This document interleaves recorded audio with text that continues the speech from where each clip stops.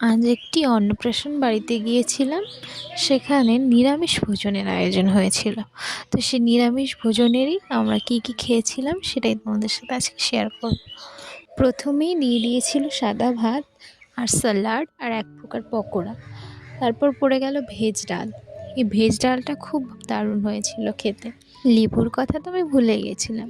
তো লেবুও দিয়েছিল। তারপর আমি লেবু দিয়ে লেবু চিপে পকোড়া নিয়ে ডাল দিয়ে মেখে প্রথম গ্রাসটা নিলাম। দারুণ খেতে হয়েছিল। ভেজ ডাল দিয়ে এই পকোড়া দিয়ে নিরামিষ ভোজন আমার ভীষণই ভালো লাগে, নিরামিষ এমনিতেও। তো তারপর আমার পাতে এলো বাঁধাকপির পর আমি আবার একবার ডাল নিলাম। আমার ভেজ ডালটা এত ভালো লেগেছিল যে আমি আরেকবার নিয়ে নিলাম। এরপর পনিরের একটা সবজি ছিল, সেটা দিয়েছিল। পনিরের সবজিটাও মোটামুটি ভালোই হয়েছিল।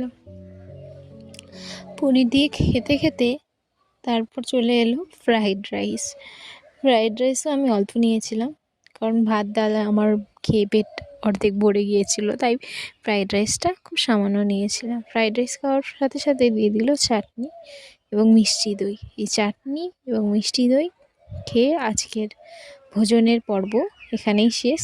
হ্যাঁ, আর দেখতেই তো পেয়েছো, রসগোল্লা দিয়েছিল, যেটা আমি নিইনি, কারণ এত মিষ্টি আমি পছন্দ করি না, তাই রসগোল্লাটাকে স্কিপ করে গেছি।